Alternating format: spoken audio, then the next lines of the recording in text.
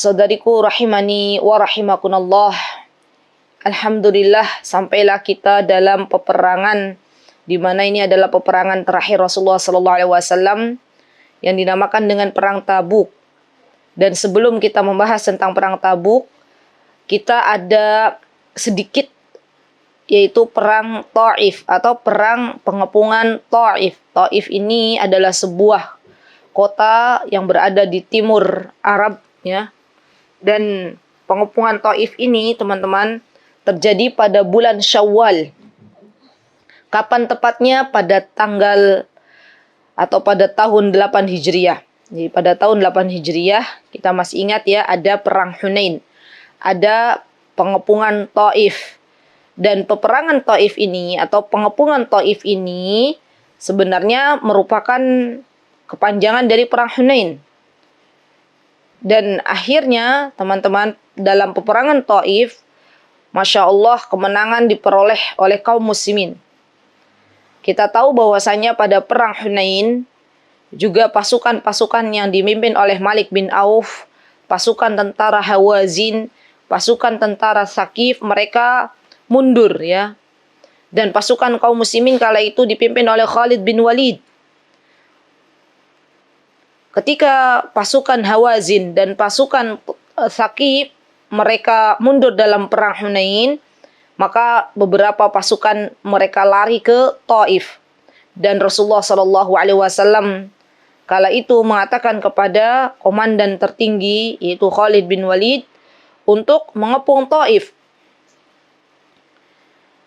Kita tahu teman-teman yang dimuliakan oleh Allah Subhanahu wa taala, ada komandan yang sangat luar biasa menurut mereka, yaitu dari suku Badui yang dipimpin oleh Malik bin Auf.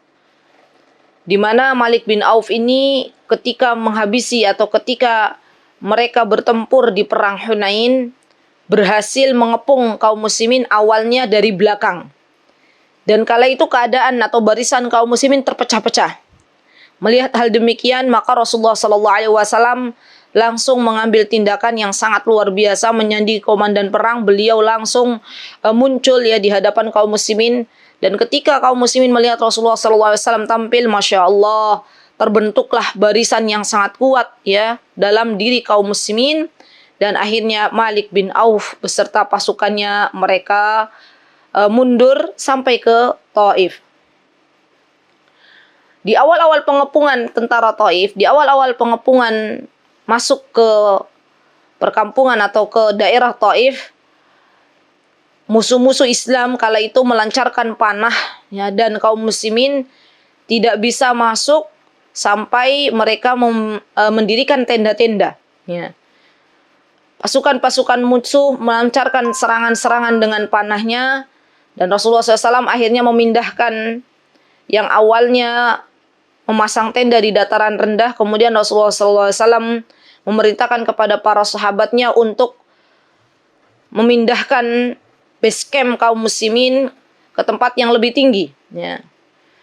Dan memerintahkan para sahabat untuk menggunakan alat-alat ya untuk melemparkan batu di dalam peperangan Taif ini. Hingga Masya Allah Tabarakar Rahman, Allah akhirnya memberikan pertolongan kepada kaum muslimin untuk bisa menembus benteng Taif. Bahkan di peperangan Taif ini teman-teman, di pengepungan Taif ada strategi yang dipakai oleh Rasulullah SAW. Di antara strategi yang beliau pakai, yang beliau perintahkan kepada para sahabatnya adalah Rasulullah SAW memerintahkan para sahabatnya untuk menebang banyak pohon.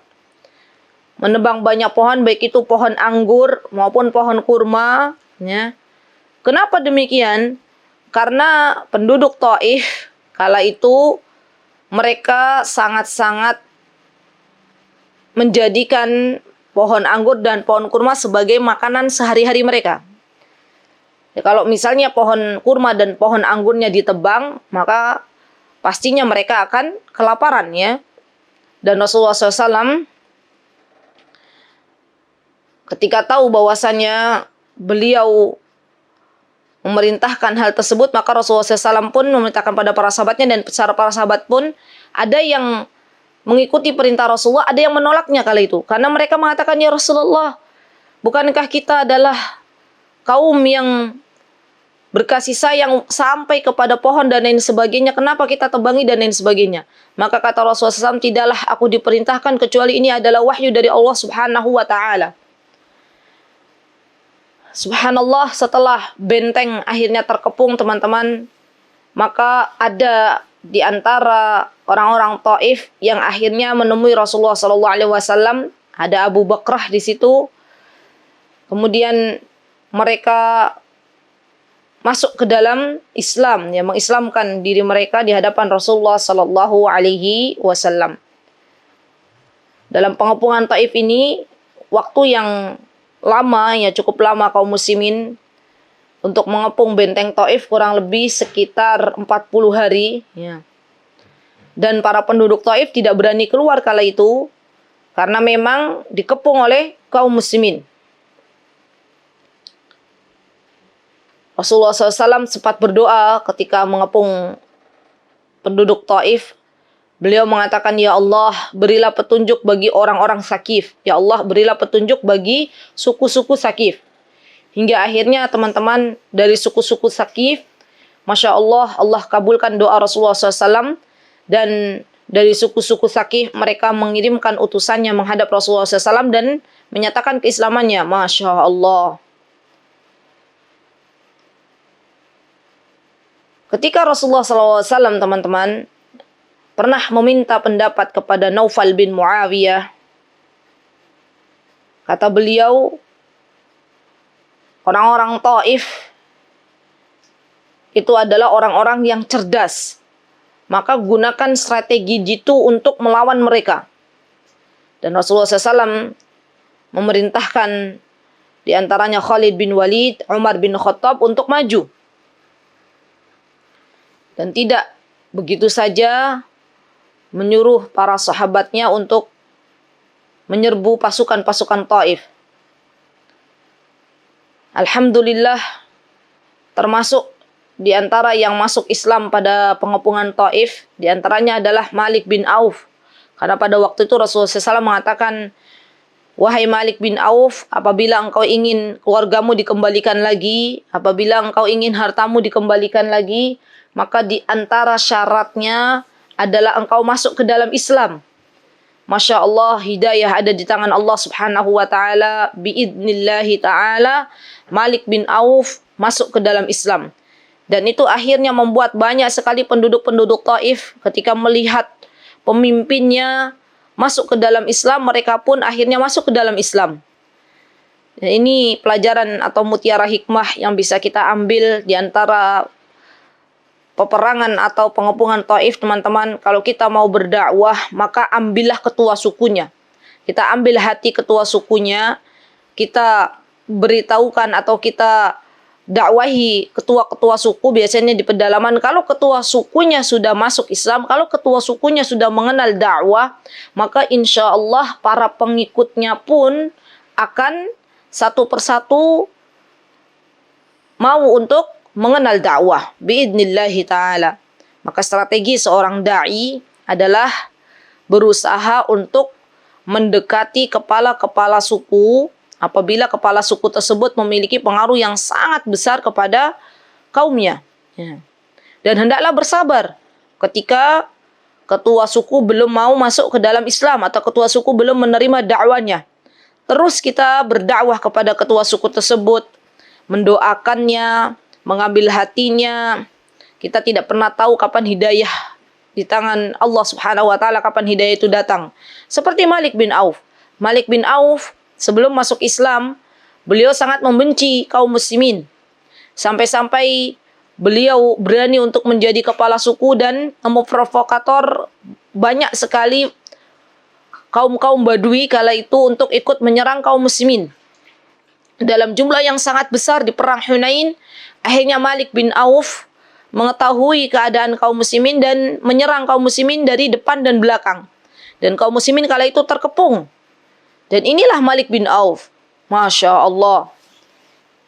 Teman-teman yang dimuliakan oleh Allah Subhanahu wa ta'ala, kemudian yang akan kita bahas insya Allah pada pelajaran hari ini adalah diantaranya adalah perang terakhir Rasulullah Sallallahu Alaihi Wasallam, yaitu perang Tabuk, atau ada nama lain diantaranya adalah perang Al-Usr.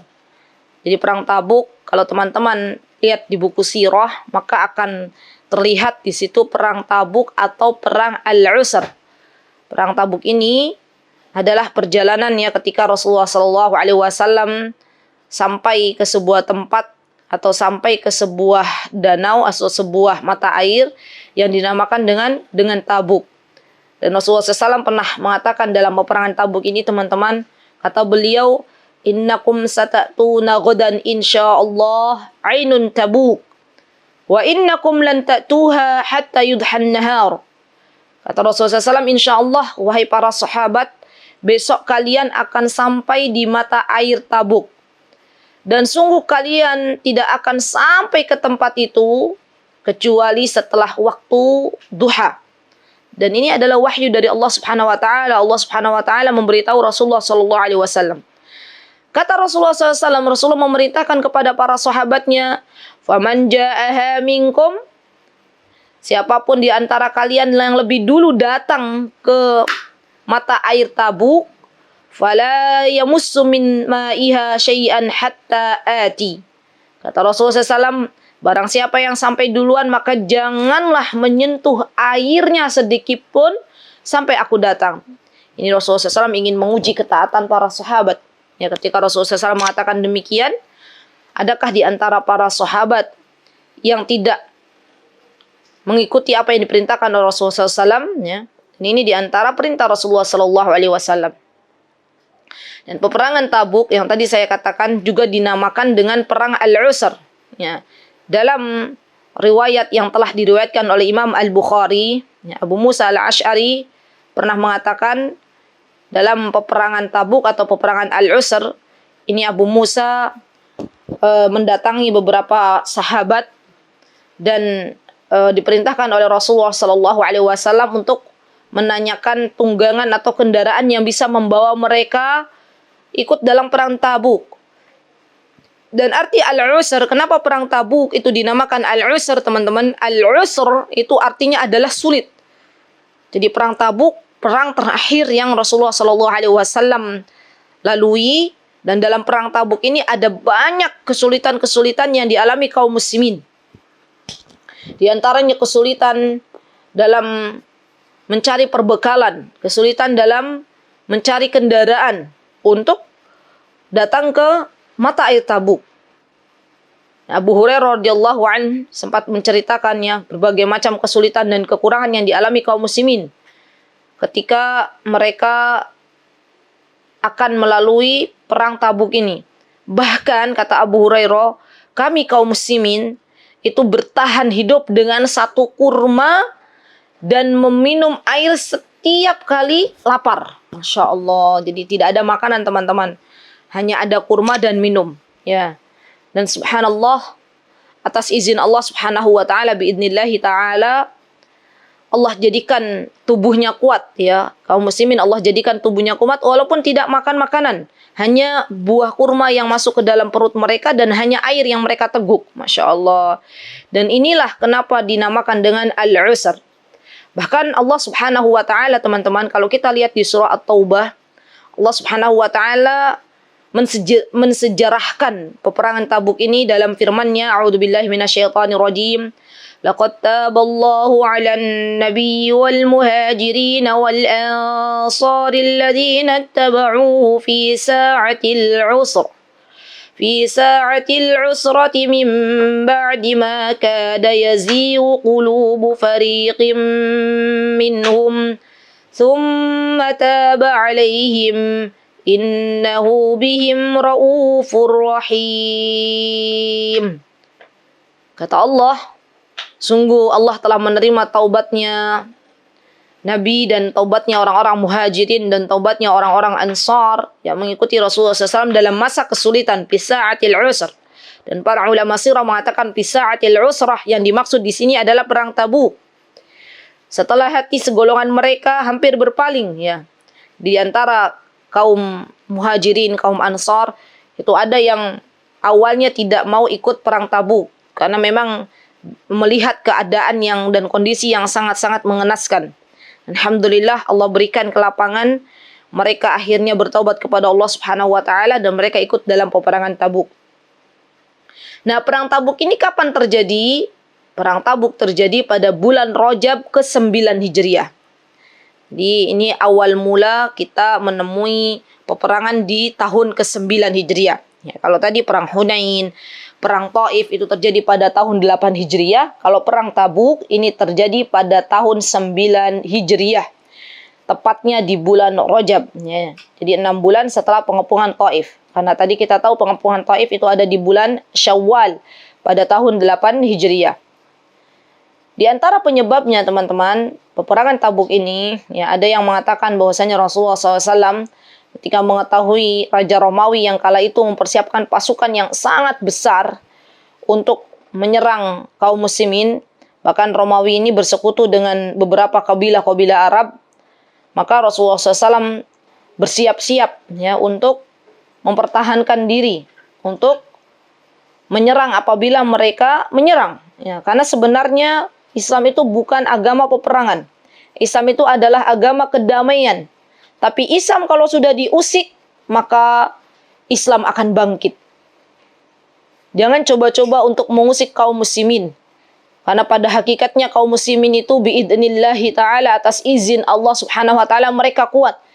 Kaum muslimin tidak pernah mengganggu. Kaum muslimin mereka akan bangkit kalau diganggu awalnya. Tapi kalau tidak diganggu mereka akan diam. Ya. Taib. Ibnu Asakir, seorang ulama sirah rahimahullah, beliau menyebutkan di antara penyebab perang Tabuk, di antaranya ada beberapa orang Yahudi mendatangi Rasulullah SAW dan menantang beliau ya untuk datang ke Syam. Kaum Yahudi ini ketika mengatakan demikian kepada Rasulullah SAW, maka ini menjadi sebuah pancingannya. Kaum Yahudi ingin Rasulullah SAW mendekati orang-orang Romawi yang berjumlah sangat besar, dan sampailah ketika Rasulullah SAW akhirnya berangkat dan sampailah mereka di sebuah tempat, ya, sebuah mata air yang bernama Tabuk, dan inilah awal mula peperangan Tabuk. Jadi di antara pendapat yang paling kuat, di antara pendapatnya adalah yang pernah dikatakan oleh Ibnu Katsir. Beliau mengatakan di antara pendapatnya karena Rasulullah SAW beliau menyiapkan diri bersama para sahabatnya apabila kaum Romawi beserta pasukannya datang untuk menyerang kaum muslimin. Dan yang dilakukan Rasulullah SAW kala itu teman-teman ya merupakan sebuah kebaikan yang Rasulullah SAW lakukan, karena ternyata dakwah itu menyebar, dakwah itu harus tersebar, bukan hanya berada di Jazirah Arab, bukan hanya untuk orang-orang Arab, tapi Rasulullah SAW menginginkan dakwah Islam sampai kepada orang-orang Romawi. Dan Rasulullah SAW pada peperangan Tabuk memerintahkan para sahabatnya sebelum pergi ke peperangan Tabuk untuk menginfakkan hartanya. Bahkan Rasulullah SAW mengatakan barang siapa yang menginfakkan hartanya untuk perang Tabuk, maka Allah Azza wa Jalla akan ganti dengan surganya. Dan subhanallah, kala itu ada seorang sahabat yang bernama Utsman bin Affan ya, radhiyallahu anhu. Beliau adalah orang yang paling banyak mengeluarkan infak kala itu. Masya Allah. Nih, Utsman bin Affan subhanallah adalah orang yang dermawan di masa Rasulullah SAW. Beliau membeli sumur, beliau menginfakkan hartanya di jalan Allah subhanahu wa ta'ala. Sampai-sampai subhanallah ini menjadi amal jariyah bagi Utsman bin Affan radhiyallahu anhu. Ya. Rasulullah SAW mengatakan man jahaza jaisal usra falahul jannah. Kata Rasulullah SAW, siapa menyiapkan pasukan usra, yaitu pasukan Tabuk, maka baginya surga. Dan Utsman radhiyallahu anhu termasuk orang yang mempersiapkan pasukan Tabuk. Ya, beliau radhiyallahu anhu jami'an, beliau kemudian membeli beberapa unta, membeli beberapa kuda untuk perang Tabuk. Bahkan jumlah infak yang dikeluarkan Utsman kala itu teman-teman sampai mencapai 1.000 dinar. Masya Allah, jumlah yang sangat besar. Jumlah yang sangat besar. Utsman bin Affan, ya, beliau mengeluarkan infak juga bukan hanya uang, tapi beliau menyiapkan apa yang beliau miliki dari kendaraan, beliau menyiapkan apa yang perbekalan yang perlu disiapkan kaum muslimin, ya, sampai Rasulullah SAW mendoakan Utsman bin Affan. Kata beliau, ma dharra ibnu Affan ma amila ba'dal yaum. Kata Rasulullah SAW, tidak ada kemudaratan bagi Utsman bin Affan dan apa yang dilakukannya, karena yang dilakukannya hari ini, maka bagi Utsman keselamatan dan tidak ada kebahagiaan bagi Utsman bin Affan. Subhanallah, ini doa Rasulullah SAW khusus spesial untuk Utsman bin Affan.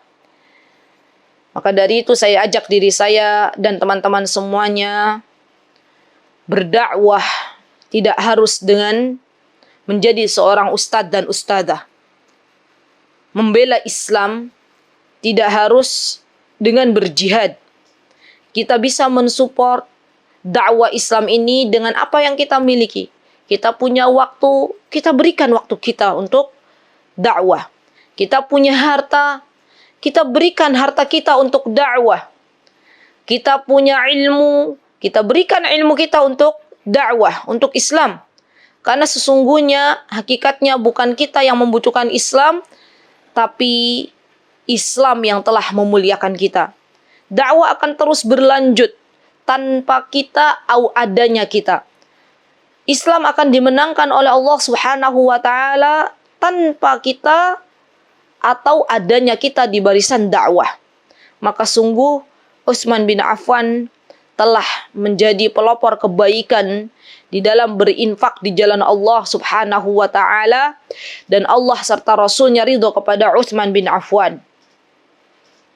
Bahkan di dalam perintah berinfak ini sebelum perang Tabuk, teman-teman, sampai para sahabat yang ketika itu dalam keadaan miskin pun, ya, mereka tidak malu-malu untuk menyerahkan hartanya walaupun sedikit. Sampai-sampai kaum munafik kala itu mengejek mereka. Jadi infak itu tidak harus banyak. Nominalnya tidak harus banyak. Yang terpenting apa yang kita bisa keluarkan. Sungguh berinfak itu bukan kewajiban orang-orang kaya saja.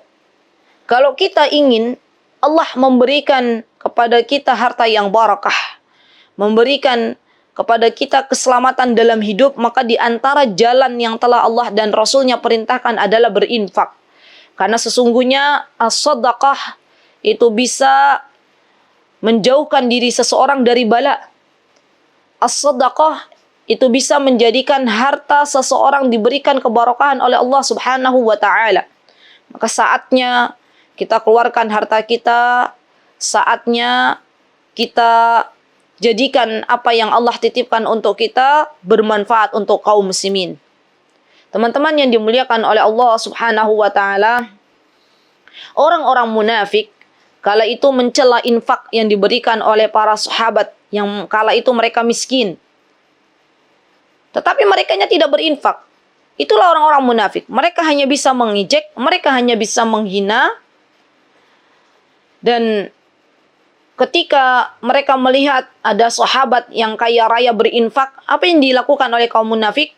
Mereka menuduh mereka berbuat riya. Mereka menuduh mereka, dia infak itu bukan untuk mencari ridho Allah. Mereka infak, dia berinfak itu untuk mencari pujian di hadapan manusia. Beginilah sifat-sifat orang munafik. Dan orang-orang munafik itu ada sampai hari kiamat. Hari ini, ketika kaum muslimin berbondong-bondong mengeluarkan hartanya untuk membela Baitul Maqdis, untuk membela saudarinya yang ada di Palestina, mereka mengeluarkan hartanya, maka di antara orang munafik ada yang mengatakan, kenapa kita harus jauh-jauh membantu saudara kita di Palestina, sedangkan ada banyak kaum duafa yang berada di Indonesia. Mereka mencoba mengatakan kalau ada di antara kaum muslimin yang berada di Indonesia menginfakkan hartanya bermiliar-miliar. Mereka mengatakan, Fulan bin Fulan itu hanya ingin dipuji agar dia dikatakan sebagai orang yang suka bersedekah. Padahal orang-orang munafik ini tidak pernah mengeluarkan hartanya di jalan Allah Subhanahu wa taala. Dan kita lihat teman-teman, hari ini banyak orang-orang yang melakukan demikian. Mereka berkomentar di sosial media dan lain sebagainya. Kalau kita bertemu dengan orang-orang munafik, maka kita tak gentar. Jangan kita berinfak kemudian diejek oleh kaum muslimin, oleh kaum munafik, kemudian akhirnya kita mundur, kita tidak mau berinfak, kita malu dan lain sebagainya. Kaum munafik selalu ada sampai hari kiamat. Na'udzubillah summa na'udzubillah, semoga Allah Subhanahu wa taala menjauhkan sejauh-jauhnya diri kita dari sifat munafik. Karena sesungguhnya yang disebut dengan munafik adalah mereka mengaku dalam lisan-lisan mereka mencintai Allah dan Rasulnya, tetapi hati mereka membencinya. Kelakuan-kelakuan mereka jauh dari kelakuan-kelakuan apa yang diperintahkan oleh Allah dan Rasulnya. Allah Subhanahu wa taala, teman-teman, sampai mensejarahkan bagaimana kondisi kaum munafik kala itu ketika mereka mengejek para sahabat. Allah Subhanahu wa taala mengatakan di dalam ayat, Allah Subhanahu wa taala mengatakan bahwasanya, kata Allah Subhanahu wa taala, alladzina yalmizuna al-mutawwi'ina minal mu'minina fis sadaqat والذين لا يجدون إلا جهدهم فيسخرون منهم سخر الله منهم ولهم عذاب أليم. Kata Allah, orang-orang munafik ya pada perang Tabuk ini, sebelum perang Tabuk, itu adalah orang-orang yang mencela kaum mukminin, yang memberi sedekah dengan sedikit. Mereka ikhlas, mereka sukarela, tapi dicela oleh kaum orang-orang munafik. Dan mencela orang-orang yang tidak memperoleh untuk apa yang untuk disedekahkannya. Jadi kala itu kaum muslimin ketika Rasulullah SAW, teman-teman, memerintahkan untuk berinfak, ada di antara mereka itu yang gak punya harta. Apa yang mau aku infakkan? Saya tidak punya. Bahkan tak jarang para sahabat itu mereka menahan lapar berhari-hari. Mereka ingin menginfakkan hartanya, tapi mereka tidak ada harta untuk diinfakkan. Maka kaum mukminin atau kaum munafik ini mencela kaum mukminin. Dan orang-orang munafik ketika mencela kaum mukminin, maka Allah Subhanahu wa taala membalas penghinaan mereka. Ya, Allah sediakan bagi mereka nanti di akhirat adab yang sangat-sangat pedih. Bahkan sebagian sahabat, teman-teman, ketika mereka tidak memiliki kemampuan sama sekali untuk bersedekah, ya, seperti Ulbah bin Zaid radhiyallahu an, mereka tidak membuat akhirnya tidak semangat untuk bersedekah. Mereka mengatakan kepada Rasulullah SAW, ya Rasulullah, saya tidak punya apa yang diinfakkan, tapi saya siap berperang di jalan Allah Subhanahu wa taala. Saya siap untuk ikut berperang dengan engkau ya Rasulullah. Subhanallah. Sampai Rasulullah SAW ketika itu mengatakan, jika engkau tidak memiliki kendaraan dan lain sebagainya, bagaimana kita akan berangkat? Maka semoga Allah Subhanahu wa taala telah menuliskan niat engkau, niatmu wahai Ulbah bin Zaid. Ya. Subhanallah, karena perang Tabuk ini perjalanan yang sangat jauh, teman-teman. Dan para sahabat yang ketika mereka ingin ikut perang Tabuk tidak memiliki kendaraan, akhirnya mereka tidak jadi ikut dan mereka sangat-sangat sedih kala itu. Rasulullah SAW ketika didatangi oleh Abu Musa al-Ash'ari sebagai utusan dari sebagian sahabatnya agar Rasulullah SAW memberikan izin bagi para sahabatnya untuk ikut dalam peperangan itu, maka Rasulullah SAW tidak memenuhi permintaan mereka. Ya. Karena perjalanan yang cukup jauh. Dan Rasulullah SAW mengutus Bilal radhiyallahu an, ya, untuk memanggil Abu Musa kala itu dan mengatakan, wahai Abu Musa, ada 6 ekor unta yang dibeli dari Sa'ad. Ya. Maka siapa di antara mereka yang menginginkan ikut dalam peperangan tapi tidak memiliki kendaraan, panggil mereka-mereka. Ya, tapi khusus 6 orang saja. Ya, tidak bisa lebih dari 6 orang. Subhanallah. Dan alhamdulillah dalam perang Tabuk ini akhirnya Allah Subhanahu wa taala memberikan kemenangan bagi kaum muslimin. Nah, mutiara hikmah apa yang bisa kita ambil dari peperangan Tabuk, teman-teman? Di antaranya adalah semangat Rasulullah Sallallahu Alaihi Wasallam dalam mendakwahkan Islam. Rasulullah Sallallahu Alaihi Wasallam ingin bahwasanya Islam ini tersebar ke seluruh penjuru dunia. Rasulullah Sallallahu Alaihi Wasallam yang diutus oleh Allah Subhanahu Wa Taala untuk menyebarkan dinul Islam, ingin agar kabilah-kabilah, baik itu kabilah yang ada di Arab ataupun kabilah-kabilah yang ada di luar Arab, mereka masuk ke dalam Islam. Dan ini, teman-teman, pelajaran bagi kita pada hari ini, kapanpun dan dimanapun ketika ada waktu atau kesempatan untuk mengenalkan Islam kepada saudara-saudara kita yang belum masuk Islam, itu adalah sebuah kewajiban. Kenalkan saja. Teman-teman ada di kendaraan umum misalnya, kemudian ada orang mengajak diskusi bagaimana Islam, kita kenalkan Islam. Teman-teman punya teman, orang-orang yang belum memeluk agama Islam. Kemudian teman-teman mengajak mereka, mengenalkan mereka bagaimana Islam yang sesungguhnya. Teman-teman punya teman misalnya saat ini yang sekarang berada di luar negeri, punya tetangga belum masuk Islam. Teman-teman sampaikan kepada mereka apa yang teman-teman tahu dari Islam. Semoga Allah Subhanahu wa Ta'ala memberikan hidayah kepada siapapun yang teman-teman ajak untuk masuk Islam. Dan teman-teman dapat pahalanya, subhanallah. Pahala orang yang mengenalkan Islam, kemudian orang tersebut masuk ke dalam Islam atas ajakan kita, pastinya itu adalah hidayah dari Allah Subhanahu wa Ta'ala. Maka orang tersebut dia lebih baik daripada orang tersebut menginfakkan unta merahnya. Subhanallah. Dan unta merah ini adalah harta yang paling agung, harta yang paling besar yang dimiliki oleh orang-orang Arab kala itu. Kemudian mutiara hikmah apa yang bisa kita ambil dari peperangan Tabuk, teman-teman? Mereka tetap ketika dalam peperangan Tabuk, ya, mereka tetap berbaik sangka kepada Allah dan Rasul-Nya. Mereka tetap menginginkan untuk memberikan apa yang mereka miliki dari amanah yang Allah Subhanahu wa Ta'ala berikan, walaupun mereka seharusnya ikut, ya, berjihad di jalan Allah Subhanahu wa Ta'ala, karena mereka tidak punya apa-apa, mereka akhirnya ditolak oleh Rasulullah Sallallahu Alaihi Wasallam. Tapi intinya mereka itu memberikan apa yang mereka miliki untuk Islam, subhanallah.